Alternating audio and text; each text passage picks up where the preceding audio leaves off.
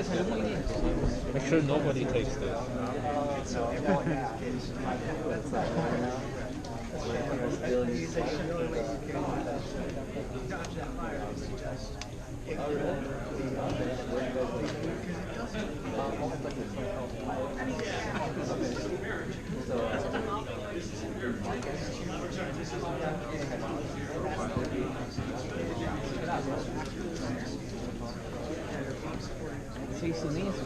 One guy from my class.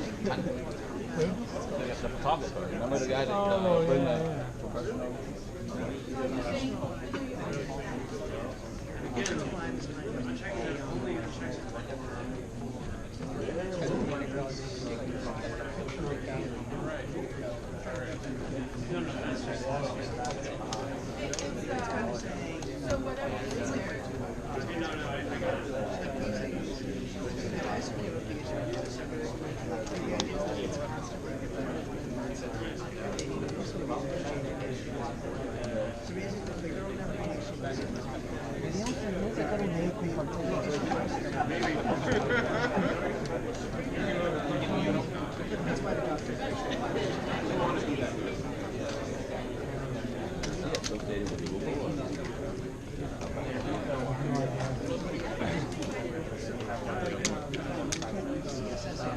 Machine learning developer relations team lead.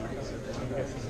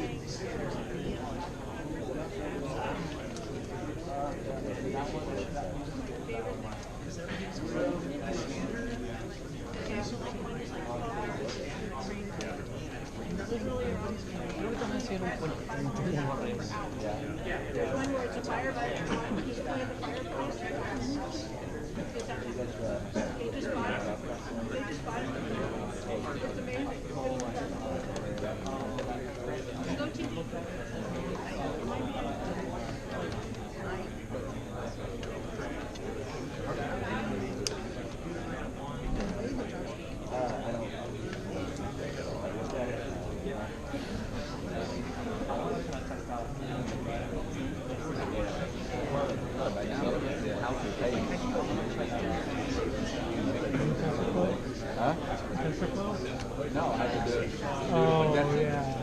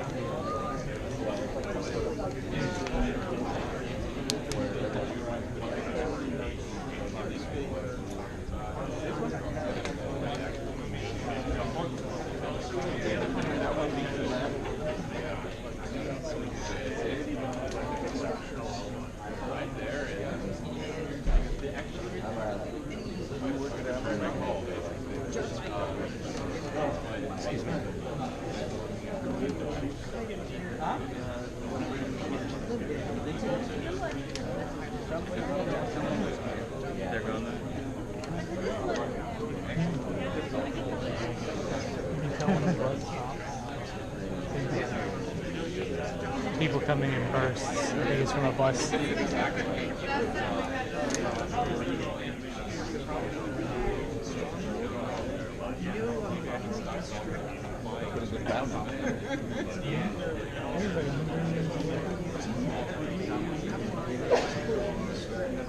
figured it'd probably be pretty popular, so as soon as I saw it pop up,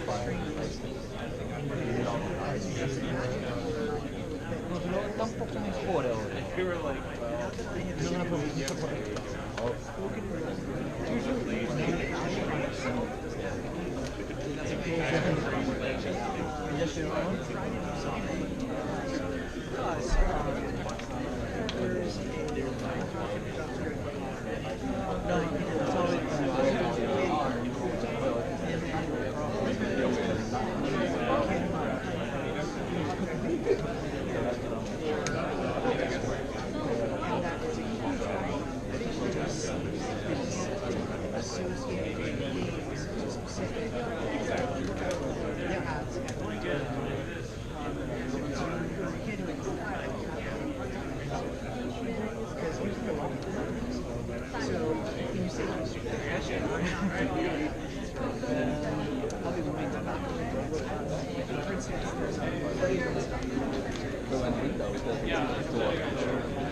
is, I don't know how much it's used.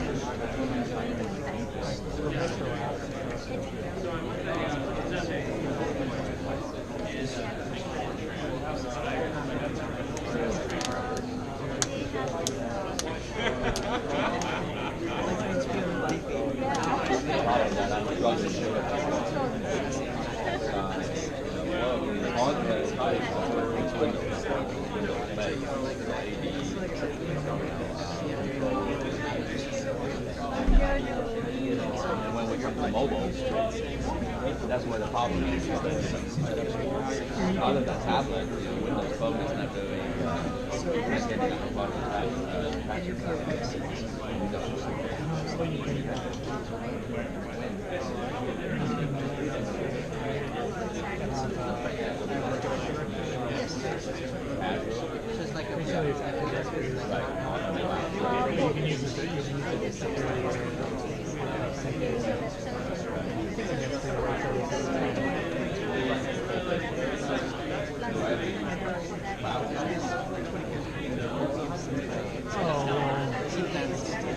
No, you don't have to because you can do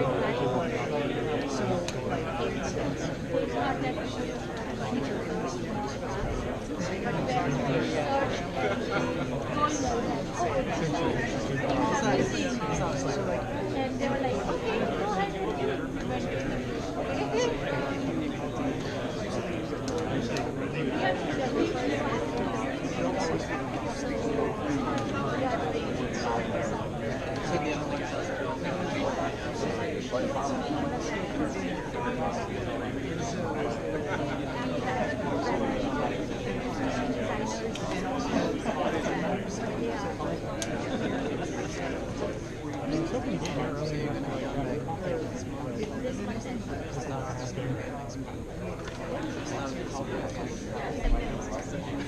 It's really annoying because you live across the park, but the catch the bus that comes off the wall for about 10 minutes. I think the parking lot is owned by, I guess, the next door or something. There's no way we can hop it. I can't just like, yeah, it'd be nice if I could walk across the street. But unfortunately, it doesn't work.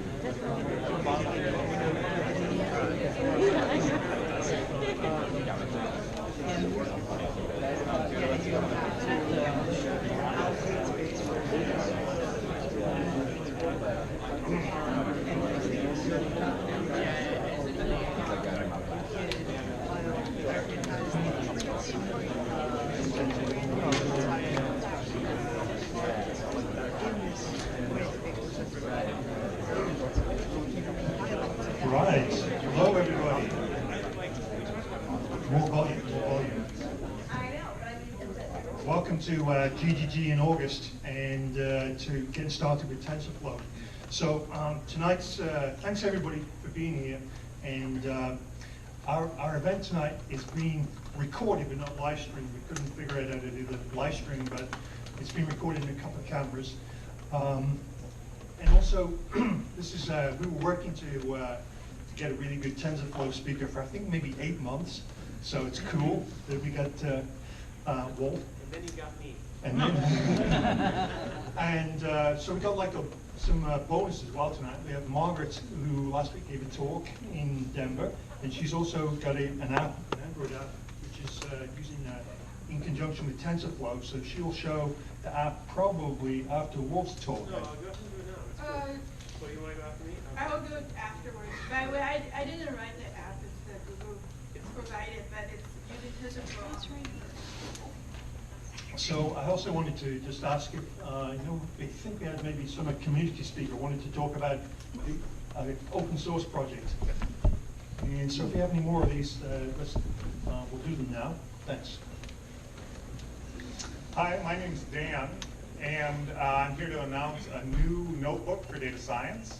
It's called Cauldron, and it's a BYOI, Bring Your Own IDE. So it has a lot of advantages. You first of all using your own IDE, but also taking the code right to production and better version control, lots of other things.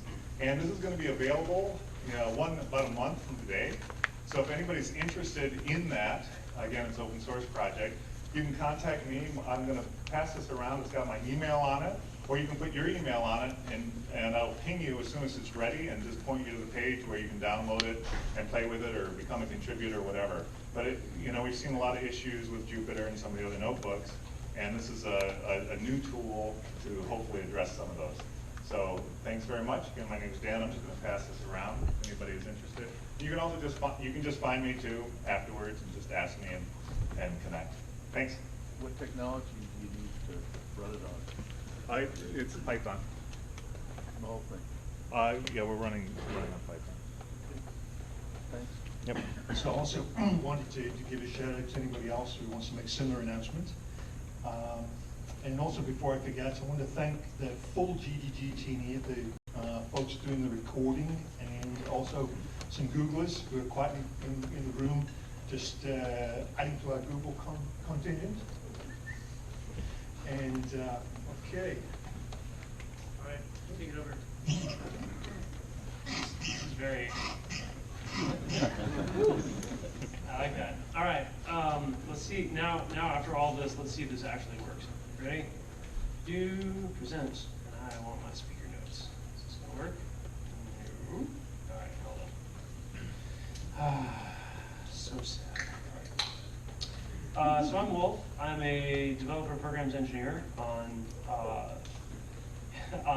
machine learning, and I've been working on TensorFlow, unfortunately not for very long, only for about 5 months.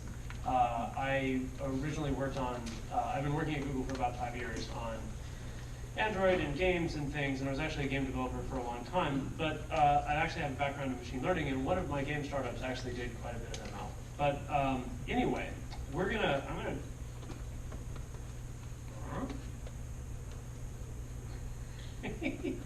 gonna try to present. It's not happening. There you go. Start screen share. So when we were invited up to give this talk, I wasn't sure perfectly how deep to go.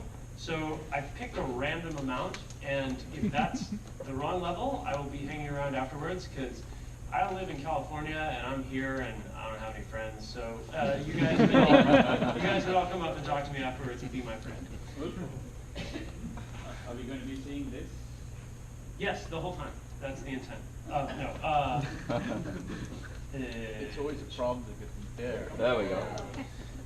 Yes, you were all supposed to imagine it because machine learning is imaginative. So we're going to press that button and see if that works.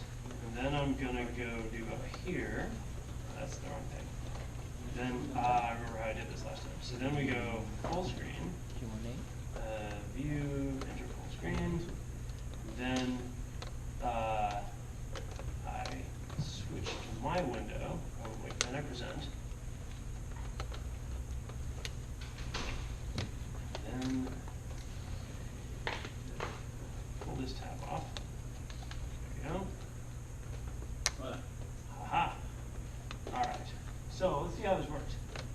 I'm going to go around the screen and do anything. Well, that works for me. All right. So let's talk about TensorFlow. How many of you have done anything with TensorFlow at all? You guys. Oh, good. Then I picked pretty well. we're gonna talk about all the different ways you can use ML, and we're gonna talk about a whole bunch of things. But first, let's talk about, like, obviously ML takes a lot of there's a lot of learning to do to use it. But oh come on. And the slides aren't advancing. I love it. Hold on. Did you?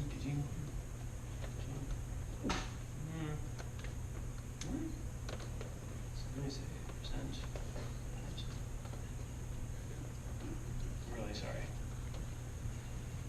If only I'd memorized better, you all wouldn't be suffering now.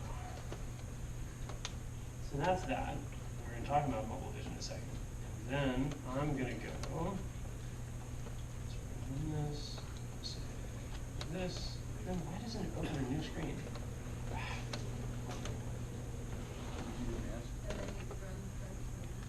I do that. Do you have it married? Let's do better. Let's see if we can advance slides. Oh, we can't advance slides. All right, I'm not going to mess with it any further. All right, here we go. So, one thing you can do right now that uses ML. Oh, I can't step back. This is going to be exciting. One of the things you can do right now, without actually building models, training, whatever, is we have the mobile vision API. It's ready to go. You can run it locally on your machine. You don't actually have to do any TensorFlow at all, but it'll do all kinds of neat tricks for you. It will find faces. It does face detection, not recognition. It's got a barcode API, because everybody needs barcodes, and it will find text and show you where that text is on the screen. This all runs on a common mobile vision framework that's distributed with Play services. So if this is all you need, this is all you have to do, and you never actually have to fire up Wi-Fi and upload anything. It's actually really cool. And we use it to do really important stuff at Google, like adding googly eyes. See, I said Google. Googly eyes to people's faces.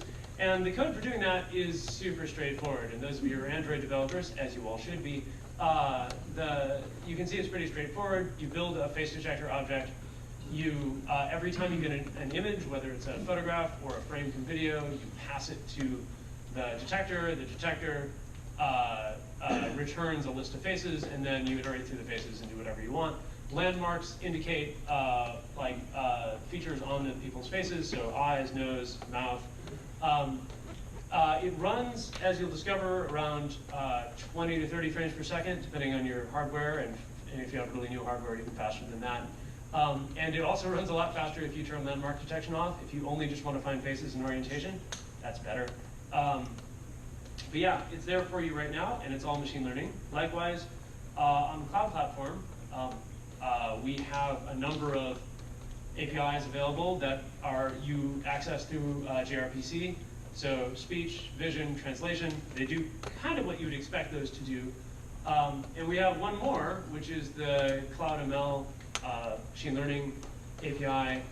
That's in closed beta right now, as far as I understand. But it's there to help you train and scale models out for production.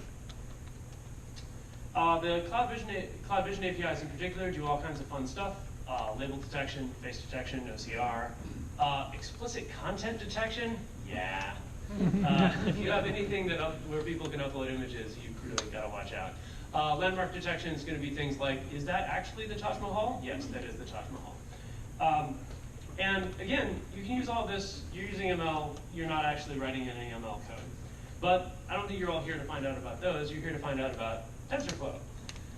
So one of the things I get sometimes when I walk around and talk about this is people are like, I'm really stoked about TensorFlow. I'm a little fuzzy on what tensors are, but I really am excited about TensorFlow. Which is totally awesome, because when I got started with this, I was a little fuzzy on what tensors were too, and we're going to talk about that in just a minute. But for reference, TensorFlow is an open source framework, so it's Apache 2.0. You can download it, you can do whatever you want with it, and it's not a service provided by Google, it's shared with the community.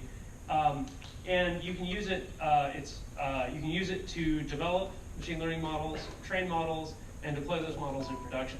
One of the things that's neat about TensorFlow is you can actually use the same code to train as you do to serve it in production, and we do that inside Google.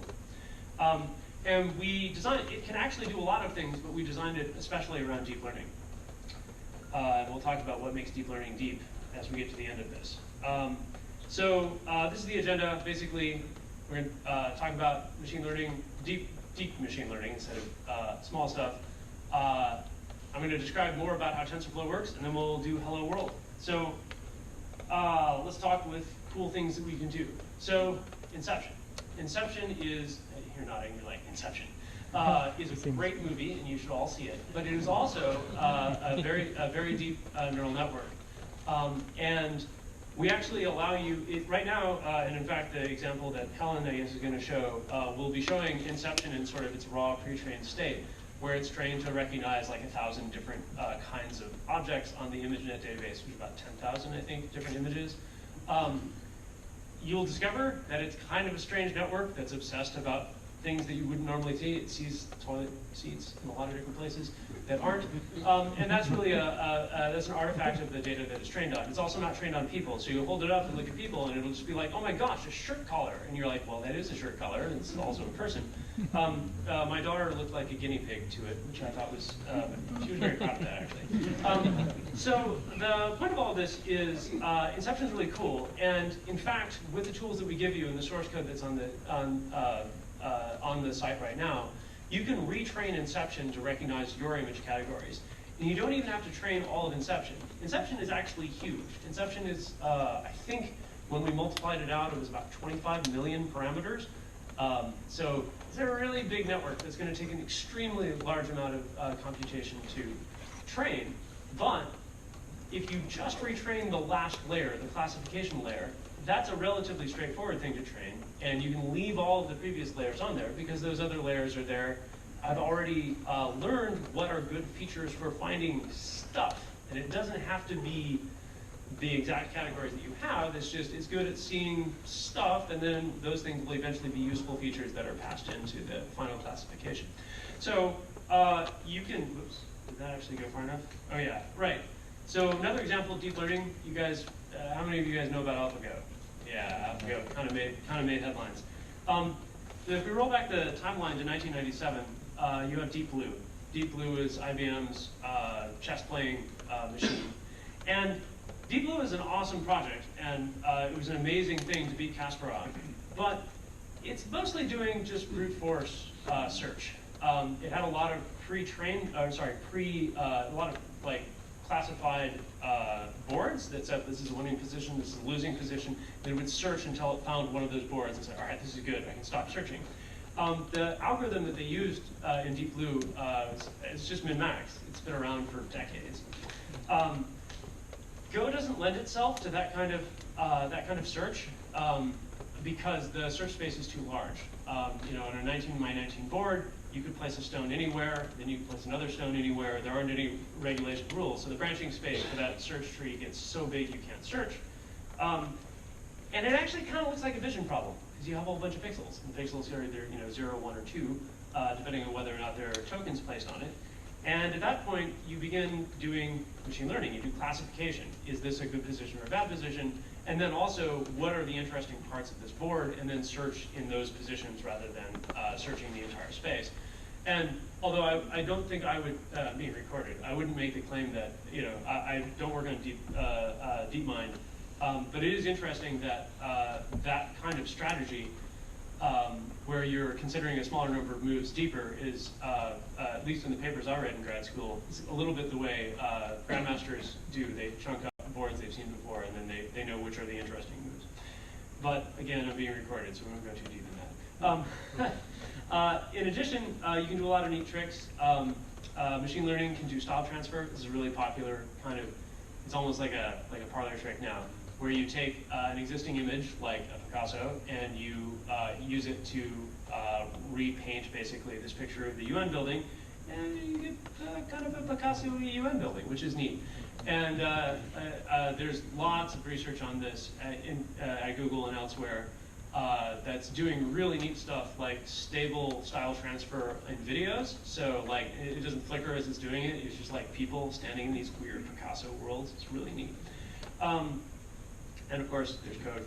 Go learn more about it. Another example you might have heard of is Deep Dream. Deep is, again, going back to Inception, it's basically taking a classifying network like that, but running it backwards. So what you're doing is you're handing it an arbitrary image, and it doesn't have to be of anything, it should be static even. And when you then ask certain layers of the network to kind of color the parts of the image that it thinks are important or it recognizes. And like some layers, for instance, like to paint things that look like dogs. And then you have little dogs kind of everywhere and things that are almost dog-like. And then you just take that image and you feed it into the network again and tell it to do the same thing. And then you get these beautiful recursive things like this, like architecture all the way down or swirls all the way down. And again, it being, we have a lot of, oops, my source code disappeared, but there's a link if you want to learn more about that. Parsing, we were just talking about parsing earlier. Back in the day, back when I was in grad school, we did parsing by writing these all by hand in the list. Ain't nobody does that anymore. The cool thing to do is to use SyntaxNet, which we launched, and this in particular is parsing with Parspace, which is the actual name of the parsing model that we have, because we're like that. And parsing with Parspace is a pre-trained parser that will basically return a tree structure showing the structure of a sentence or a text utterance. Again, we used to do this by hand. It was super fragile. Now it's pretty awesome. In the products you're using today, one of the early success of sort of deep learning models is ranking what interesting music to play next. Your YouTube landing page also has machine learning in it, saying like, you're probably interested in this next. Spam classification. How many of you get a lot of spam these days? Not so much. There's one person who's like, I totally get spam. Yeah, I haven't seen spam in a long time, which is really neat. And we've applied a lot of machine learning to try to make that improved. This is an example of image classification again, but it's sort of multi-classification thing. So it's, I went to Japan recently and I said, please give me all of my pictures of cherry blossoms, and sure enough, it pulls up a lot of cherry blossoms. It was also March, there were a lot of cherry blossoms I was taking a picture of. Obviously speech, I think you guys might, I don't know, for me, there was this sort of tangible moment where suddenly voice search became really, really reliable. And machine learning has been a big piece of that. Another would be text recognition and translation. So that earlier API, which you have access to right now on Android, tells you where the text is, and then translation will put it back in, and then a little bit of image magic to place the new thing on top of the old thing. It's really neat. And Smart Reply, which is really cool and also surprisingly curt, where it's like, hey man, do you want to have lunch? No. Okay. Okay, man. I didn't want to have lunch with you either, man. But in all seriousness, we launched as an April Fool joke in 2009, and in 2015 it's a real product, and now a lot of people use it. And if you don't use it, you should try it out. It's pretty neat. Although, be cautious. It can sometimes be just like, nah. And in fact, all these products use machine learning in one form or another, and more. If you look in Google's database for model description files, you can see over the years we've added more and more and more into our things. Like this is, as Sundar said at I/O, machine learning is really important to our future, and we're really excited about it. So we talked all about this. What is TensorFlow? So TensorFlow, very specifically, is a language and an SDK for defining directed graphs. And in these graphs, the nodes are operations, and the lines connecting the nodes are tensors. What's a tensor? A tensor is some kind of multidimensional array. So a zeroth dimensional array is going to be a scalar, a one-dimensional array, multidimensional vector. Zeroth dimensional is a scalar, one-dimensional is going to be an array, two-dimensional is going to be a matrix, three-dimensional is going to be a cube, I don't know. You need to efficiently wire these things together and do operations. Let me see if this slide says the thing I think it says. Right, so you define these graphs in a high-level language. I like Python. The graph gets compiled and optimized, and then at any point you can point to any node on this graph and say, please give me, please compute it up to this point. In the input graph, the inputs are usually queues of data. So you can say, keep giving me more data. Run this graph all the way to the end. This is what TensorFlow is. It's a way to move tensors around really quickly. It also distributes that graph to the places you want to, like GPUs and CPUs. Oops. Go. It runs on, we have like this core C tensor and execution system that runs on top of all these different units, CPUs, GPUs, Android, iOS, whatever you want. And then we have a core in, we have a front end that's in C++, another front end that's Python. We are encouraging people to use the C++ API to support their favorite language. There's been a lot of interest in supporting a lot of different kinds of languages, so it's neat. And one of the core things about developing one of these SDKs is that you need to be able to make models from scratch. You need to be able to make all kinds of different models and be able to run them efficiently. So in this case, we can use the high-level APIs in Python to define deep neural networks, convolutional neural networks, recurrent neural networks, sequence to sequence is like translation, all kinds of things. And you need to be able to run it in research and also in production, so you don't have this disconnect between your researchers and your actual services. It's been crazy hot, honestly, hotter than I expected. It is actually the most forked GitHub repo of 2015, and we launched it in November, so it was super popular. These numbers are out of date. So what does it actually look like to write hello world? Well, I mean, it's pretty easy to write hello world. You make a tensor that emits a string that says hello world, and then you say, hey, tensor, evaluate yourself. That's not very interesting. We're going to take a pretty typical problem, recognizing handwriting digits. And those of you who've done machine learning before are going to be like, MNIST, I recognize you. But it's true. Actually, this is really the hello world of most business problems. So in MNIST, you basically have a giant database of pictures of numbers, handwritten, that are labeled what number they are supposed to be. And then you represent it basically by a giant tensor. But in this case, for us, this is a really easy problem because we just look at that and says that looks pretty 1, and we're good with that. And even at a very low resolution, this is a 28 by 28 image, which is actually really tiny when you think about it. And each pixel is a floating point value between 0 and 1, where 0 is white and black is 1. And going back to what I was saying about parsing, back in the day, you might even try to write handwritten rules to classify these numbers. And you say, well, if it's sort of a line and sort of shaped like this, it's probably a 1. Those are going to be really, really brittle. And as you get more and more data, you're just going to break, and you're going to have to write more rules and stick them in there to handle the new data, which may break your old data. It's going to be really bad. Well, tell that story later.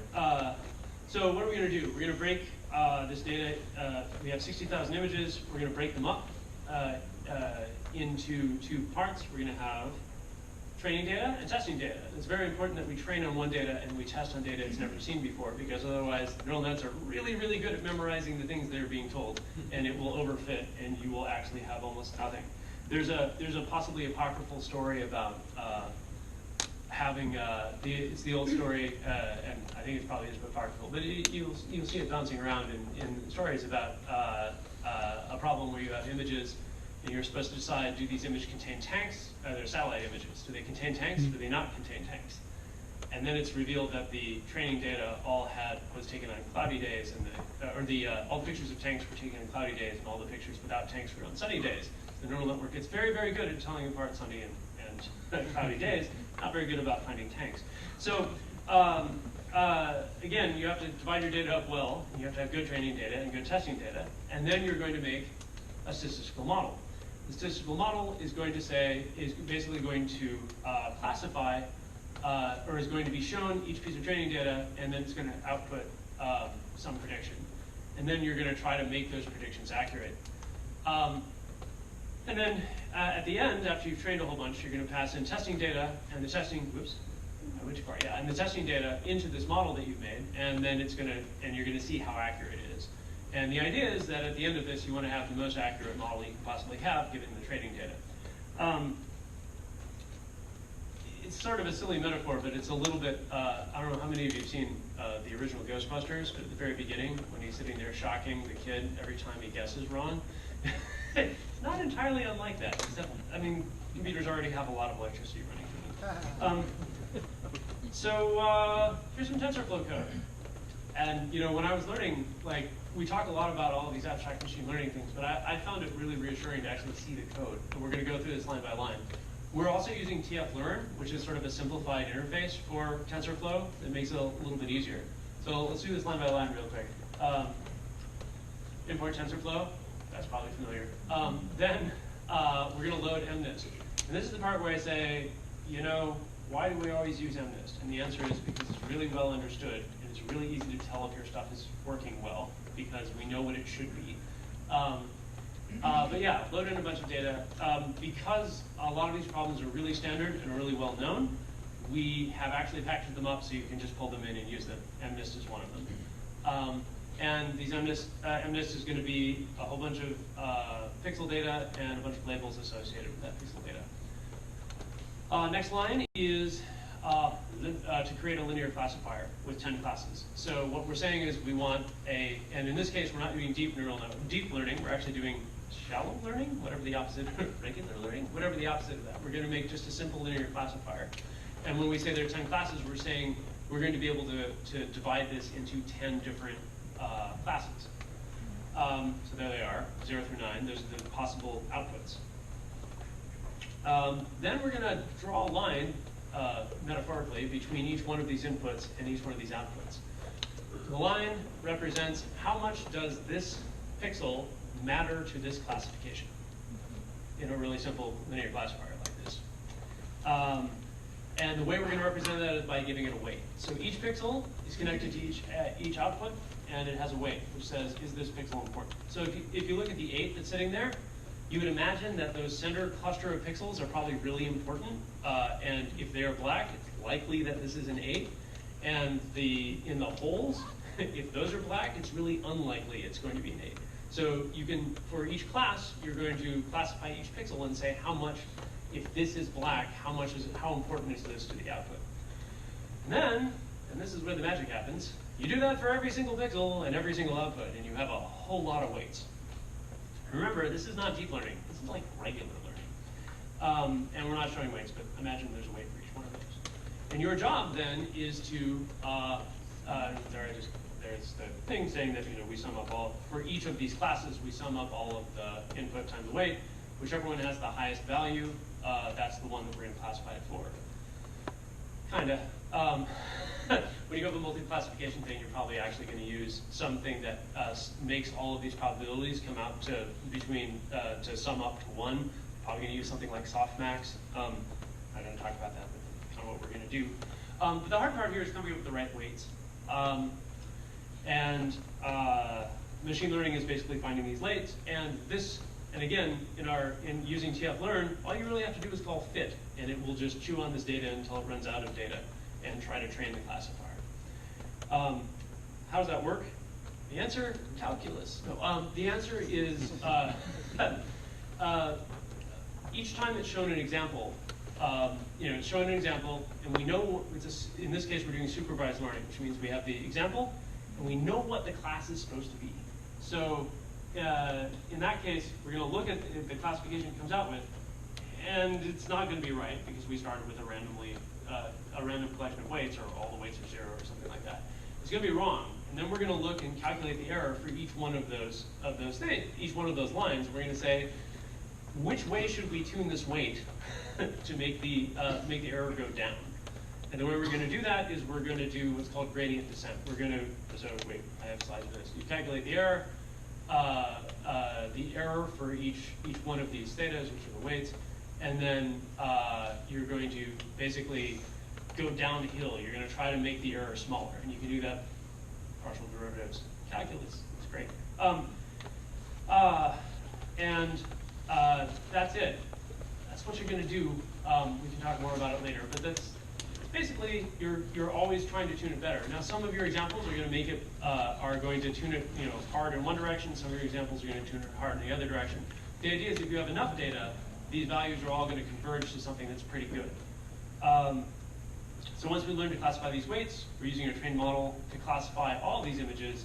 Yeah, all right. So that's at the end here. We're going to take all of our test our test data. We're going to run it through here. We're going to say, how accurate are you? And that's going to give us our total, our overall accuracy on this model, and decide whether or not we like it. In this case, we're probably going to get about 92% accuracy with a linear classifier. And that means like a little less than 1 out of 10 times, we're just going to be totally wrong. And that's kind of embarrassing and not as good as humans can do it. So how do we make it better? The answer is, well, you can do a lot of things. But in our case, we're going to do deep learning because we're TensorFlow people. Deep learning. So in this case, rather than having a single layer of weights, inputs and weights, we're going to add hidden layers, and not just like one hidden layer, but lots of hidden layers. In this case, I think we're doing 3 deep learning layers. So here's our old linear classifier. What we're going to do instead is have lots of these weights, and each hidden layer is connected to all of its sublayers by all these lines again, each of which have their own weights, and then each of those are connected to another layer with all these different weights on it. And that allows a whole bunch of interesting things to happen. One of which is that you can have linear combinations of these features. So instead of is this feature important, you're saying is this feature times this feature important, or is this feature times this feature times this feature important, or something like that. And as you go on, as you train this network, and by the way, the training is going to take a lot longer now, but as you get this network, you're going to be, as you train it, it's going to eventually, the hidden layers are going to be pretty good at telling apart all of these different weights. And the backpropagation of the error back to the things is going to have to go through all these different layers. This is an example of really deep learning. This is actually, we talked about Inception at the beginning. This is what Inception looks like inside. It's depending on how you count, it's about 19 layers, which means that it can do a very long classifications. But you have to have lots of data to classify something like this. And if you come up to me afterwards and say like, hey, I've got a bunch of data and I've got a bunch of labels, is this enough? And the answer is, I don't know. How deep is your network?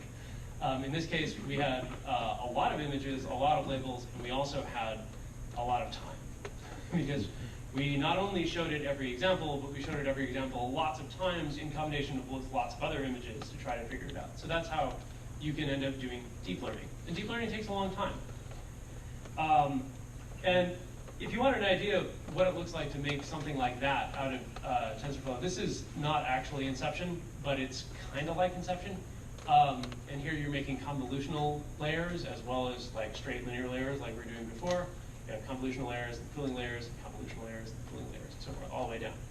And then at the very end, you have the logistic regression that does the classification. Okay, how am I doing time? I'm basically running out of time here, so I'm gonna stop. And like I said, I'm not sure how much all of you know, so I'm gonna hang around. You can ask me lots of questions. But to sort of sum up, we have tutorials at tensorflow.org, and especially we have MNIST for beginners, so you can go through and it'll explain this in either deep or sort of basic modes. There's also, oh right, before I even go into here, let's actually, do you guys want to see live machine learning? We can do that.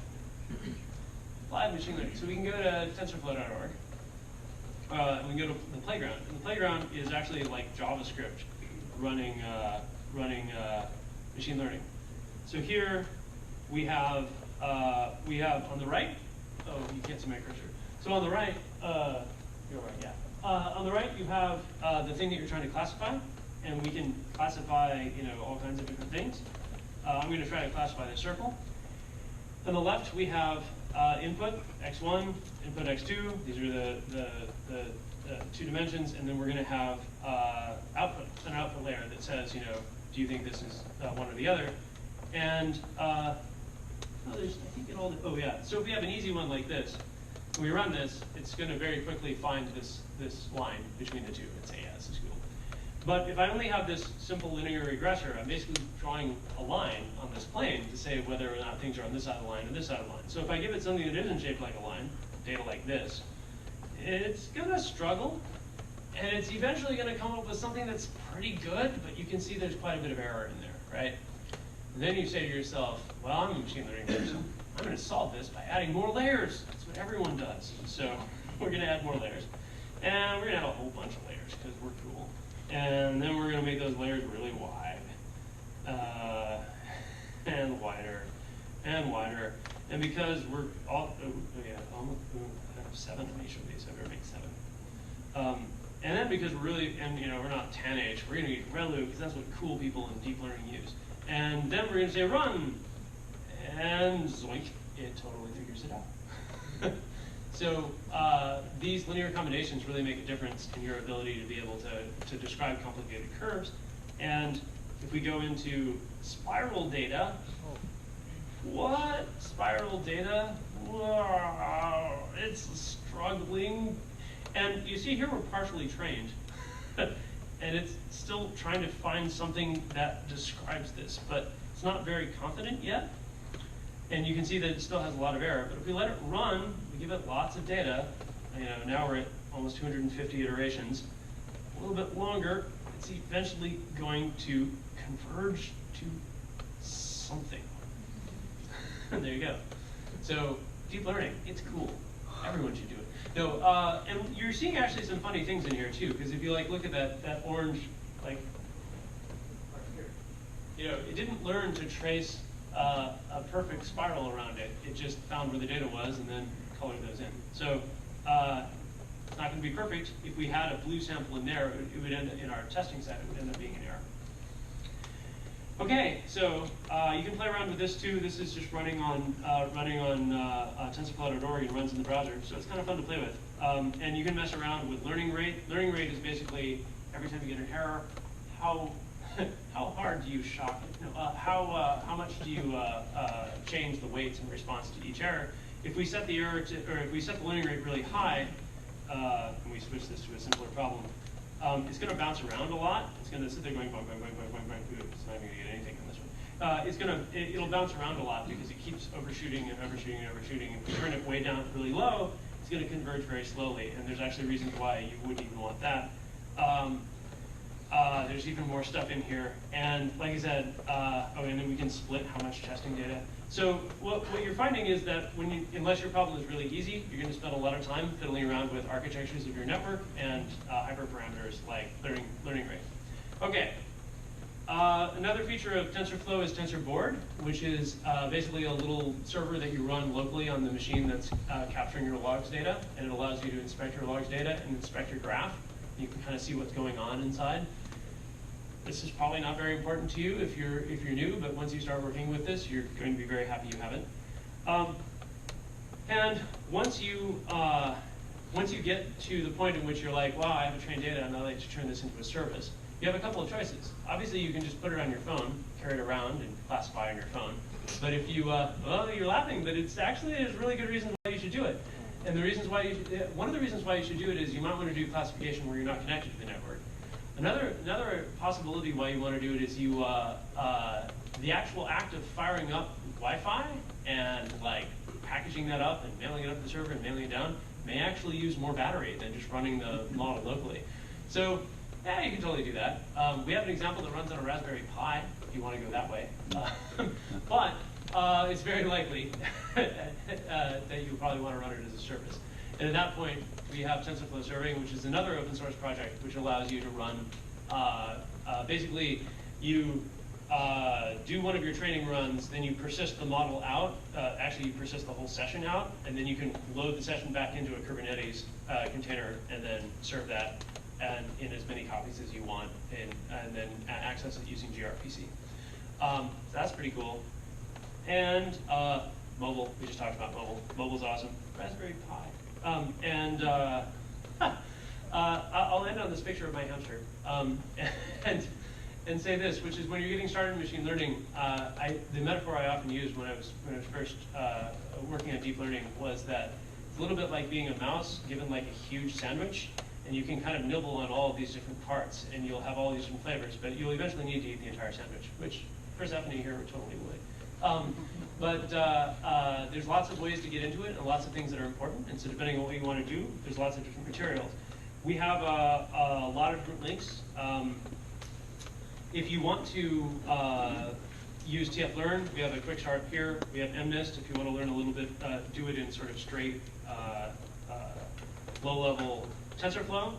TensorFlow for Poets is a collab that I wrote with Pete, which isn't so much about writing TensorFlow and much more about downloading all the tools and installing them and getting it to run. And what it'll do is it'll let you retrain Inception, which is what we talked about earlier. And so if you have a few hundred pictures of something that you like, and a few hundred pictures of stuff that isn't that thing, you can also train it to just recognize your stuff. But in the example, we recognize different kinds of flowers. And if you really want to get into deep learning, there's a Udacity course taught by Vincent, who's one of our research engineers at Google. And it's a really cool course, but it moves pretty fast. That's all I have right now. I have a Twitter handle. You can go hang out with me there. And like you said, I'll just be here. Oh, yeah. In the example that you showed early on about recognizing landmarks, Oh, yeah. would it recognize the difference between the Eiffel Tower in Paris and the Eiffel Tower in Vegas? Yes. So the question is, would you recognize the difference between the Eiffel Tower in Paris and the Eiffel Tower in Vegas? And the answer is, I don't know. Do you have a lot of examples of that? Yeah, exactly. If you have gone to Las Vegas and you've taken a lot of pictures of the Eiffel Tower there, there's lots of ways to distinguish it. For one thing, there's the wrong stuff behind it. Las Vegas is behind it, not Paris. But there's also things about the patterns of lights and the size and all the rest of those things. That's actually what I was wondering about, whether it had any, because that was from Inception, right? That was Yeah. Whether Well, Inception had any, something like that. Yeah. had that, that size pattern, or that,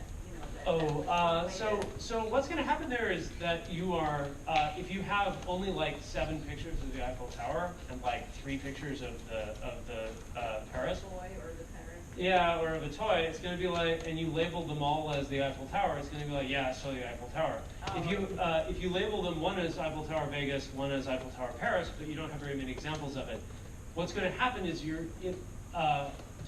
it will either find something that's the same about all those pictures, which could be things about the background, it could be things about things, it could be they're all shot at night, it could be they're all something, because you don't have very good data.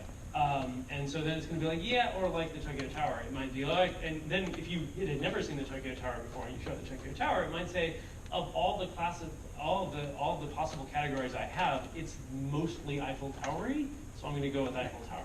And there's a lot of anthropomorphism I just did that's not healthy. But yeah, you can, if you think about what it's doing, it's averaging all of these gigantic stacks of values together and saying, it's pretty Eiffel Towery, it's probably an Eiffel Tower. So if you wanted to make something that only told the difference between Eiffel Tower Paris and Eiffel Tower London, or Eiffel Tower London, have I been anywhere? Eiffel Tower France, Eiffel Tower Las Vegas, and you had 30,000 pictures of both of them, and you made a classifier's whole job was tell them apart, it would probably be very good. So yeah, so the answer is it depends on your data. And Pete, who wanted to be here, he once described to me as it's a little bit like being a kindergarten teacher, where you're chopping up all of this stuff and then you're feeding it very carefully. So having good data, having clean data, makes a big difference. One thing that's neat about deep learning, though, is actually having some errors in it is really healthy. And there's a concept called dropout, where you kind of just turn off inputs and parts of the network as it's running and learning, just so it gets used to not using those to stop it from overfitting, which is weird because it's sort of like, but if you think about it, we function like, well, I mean, I'm right now, I have one eye that is corrected and one eye is uncorrected. My brain is totally seeing you guys in focus unless you're right over there, because it's depending mostly on this eye, which is in focus. And if I do this, I can still tell that you're there, because I've dropped out a whole bunch of data from my visual field that I can still see you. So otherwise we would be defeated by things like screen doors. Like, oh my God, what's on the other side of the screen door? I have no idea. So dropouts are like sort of valid if you think of it introspectively. But yeah, so I was just wondering about that. crazy data. Hugh, what's up? Yeah, I'm using the Vision API now. Oh yeah, you're using the Google one. Yeah. And so if I'm running TensorFlow No, the pre-trained model that we give you is not nearly as good as the one that's in. Is there any way to get that? Not that I know of. No, it's similar. I'm not a cloud person, so I'm not sure I can speak safely about what's inside that, because quite honestly, I don't know. The Inception model that you have is trained on, that we download, is trained on the competition data that from 2012, which is like a very specific set of labels and a very specific set of images that it's given.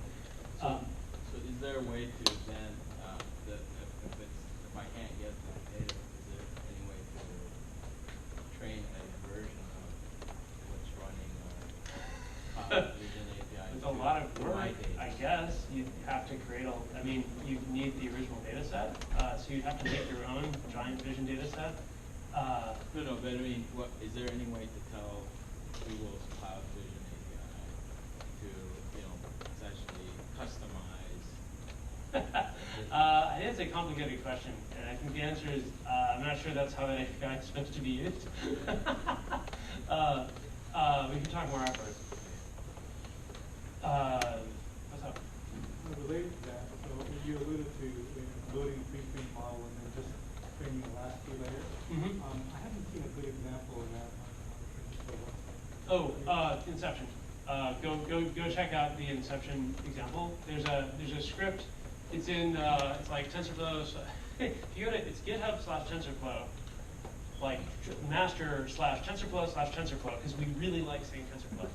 And then underneath that there's examples. And underneath that there's a thing called retrain image or something like that. And inside there is a retrain script and a label script. So the retrain script will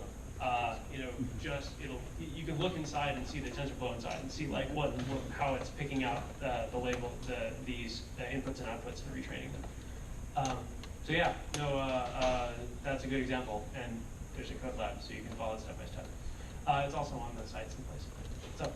So in the playground, where you have the different layers. I'm already nervous about this question. Keep going. Okay, good. So one thing is, I'm not sure. I don't understand the difference between more layers and more neurons per layer.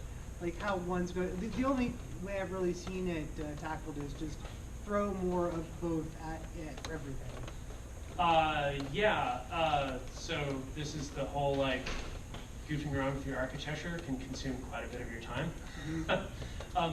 And actually, one of the things that comes up a lot is that when we think about deploying production systems, is that starting with really simple classifiers is often a really great way to get started. If you do a simple linear classifier and it's 92% accurate or it's 96% accurate, that's really good, and it might be good enough for what you're doing, and then you'll use that to collect data of where it's getting things wrong, and then you'll like make your network a little bit bigger, and you'll train that. Because when you have a really huge network, it's very expensive to train, right? And so each one of your tries at like maybe this architecture will be better than that architecture costs you quite a bit of time or CPU or both. But is there any way to infer how it should expand other than just like trying crazy stuff and seeing what happens? Trial and error, yeah. What was it? There's a term I saw someplace, graduate student descent. You just send your graduate students out and try it. Yeah, and the answer to that would be to go check out some papers and see what other models people have been doing, and then see if that works for you or simplified versions of that work for you. I'm not much of a model architect, so I don't really know. I couldn't tell you if smarter people were here. They could answer that question better.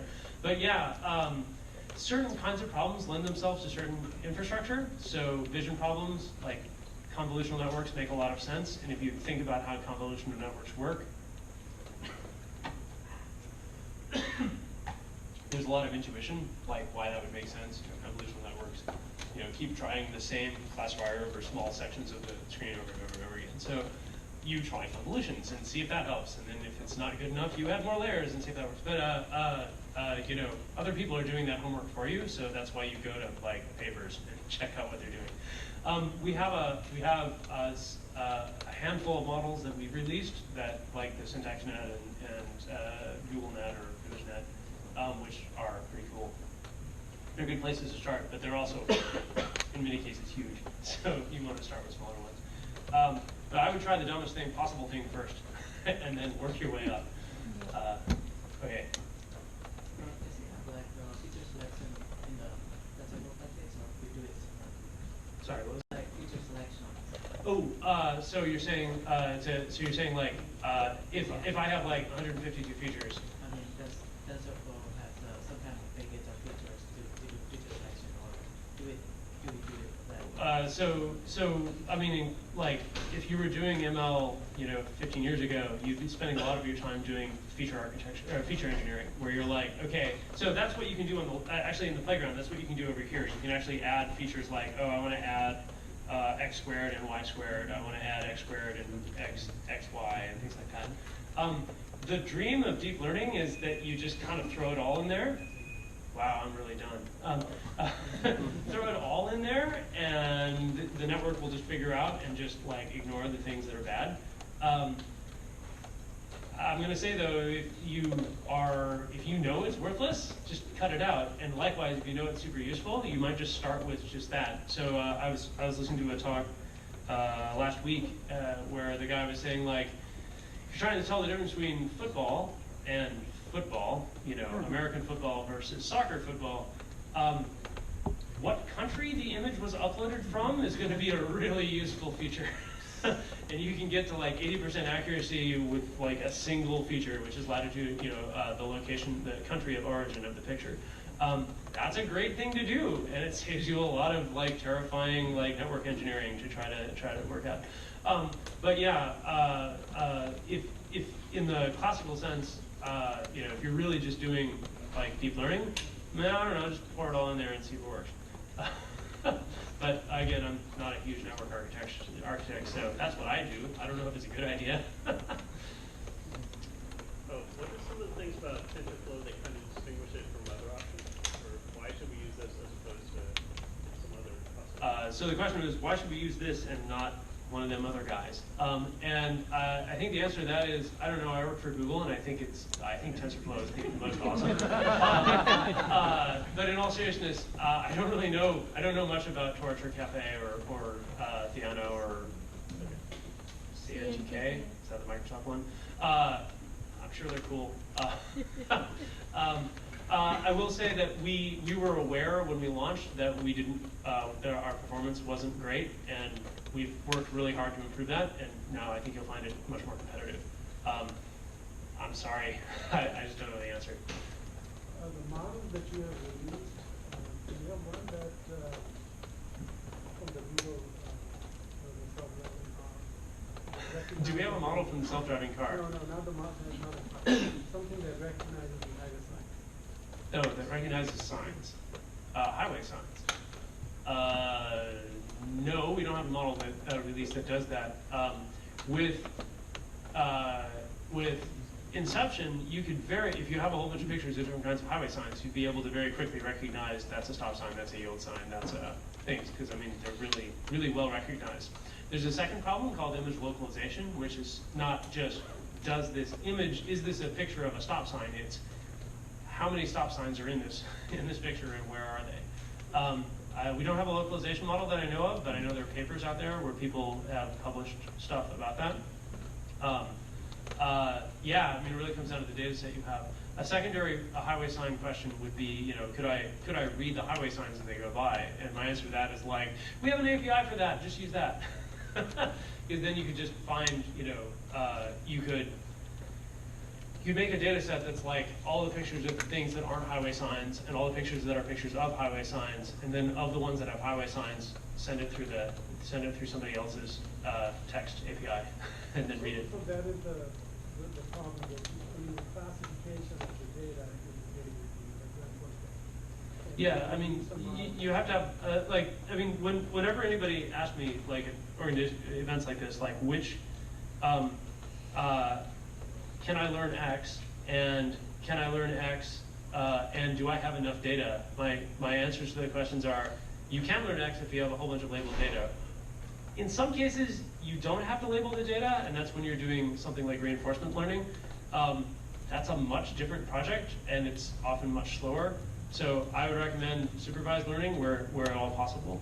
If you have a lot of data, then you're probably going to be able to do machine learning. Sorry, if you have a lot of labeled data, then supervised learning is going to work for you. How much data do you need? The answer is, I don't know. How complicated is your network?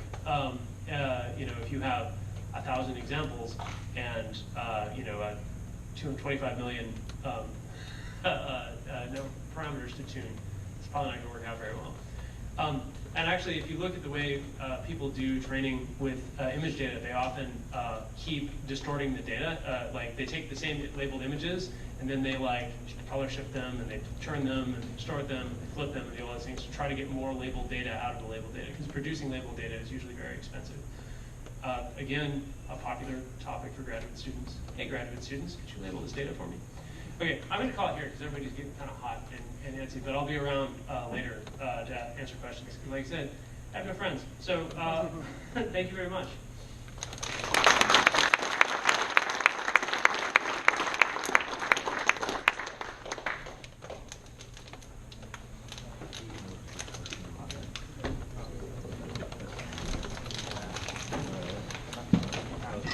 So thanks, Walt.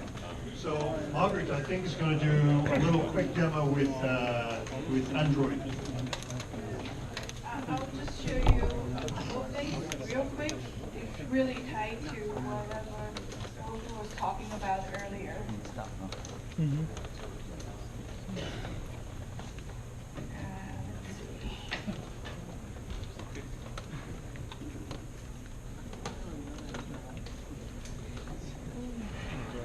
How many of you are Android developers here? Okay, iOS? Web? Okay. Let's see. How come I don't see my...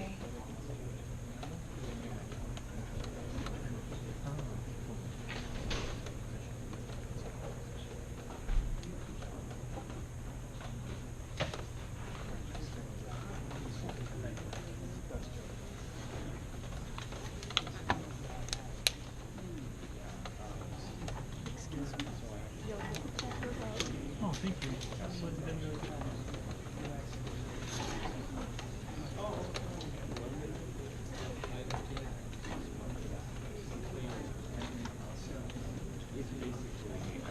I'm not sure why the screen is not showing.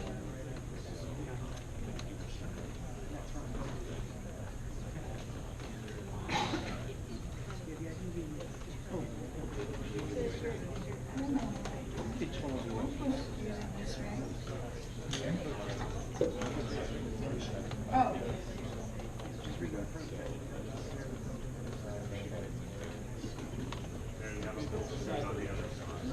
Okay. Well, just make do. It's going to be really quick. And let's see.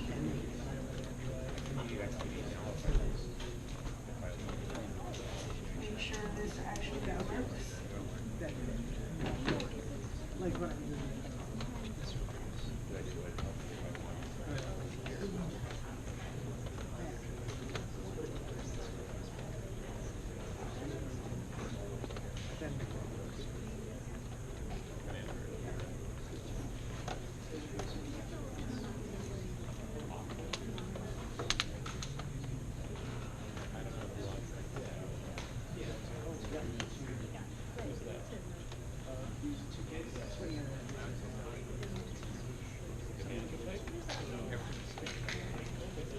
So I'm trying to get Visor working so that I can actually show you my screen, because I just want to show you a couple of things.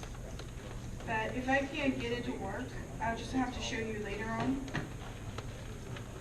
Because at the moment, it seems like the Visor decided not to work right as I was trying to show you my screen. There.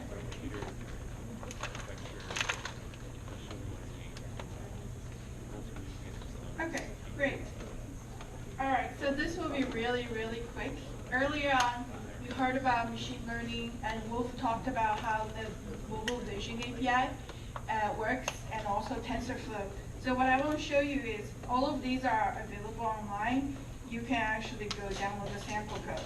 So this one is like a face API. So for example, if this is a person's face, you position it over there, you can detect the left eye, right eye position, whether this person is happy or not. So you can see the happiness at 0.37, so maybe it's not so happy. Then another thing real quick, so that's mobile vision API. This multi-tracker API will track the text as well as the. We can't see your phone. Oh, it's okay. I'm not showing you my phone yet because I'm trying to go to a place where I can go see the text, a bunch of text, so you can see the browser, right? Yeah. All right. So I'm just using that as an example. So I don't know. I can get this.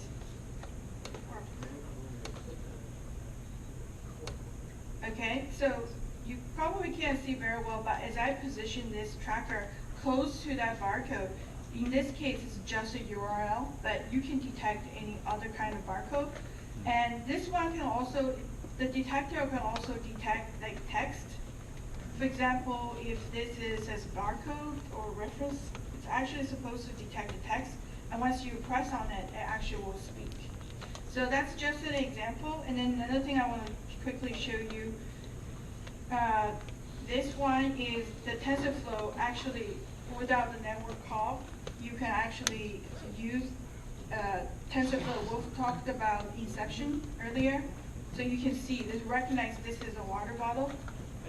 And you can see it's like, it could be a measuring cup or It doesn't say toilet. probably a water bottle. Yeah. Sure, it's a water bottle.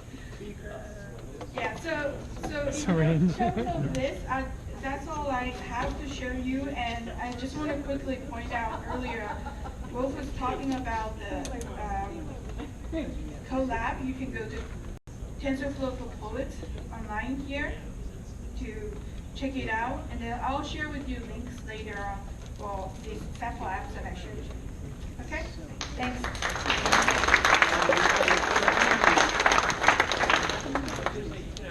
You can actually train your own networks to be like, you know, this is my hamster, this is not my hamster. I mean, I have to tell my hamster.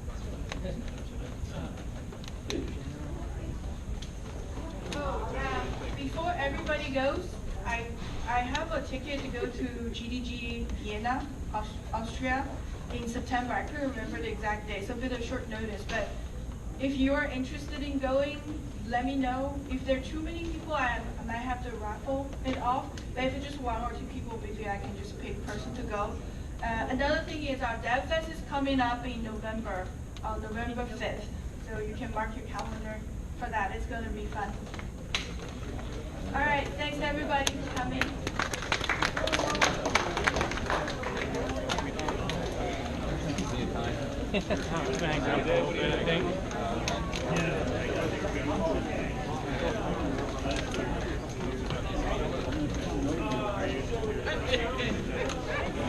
Classifier.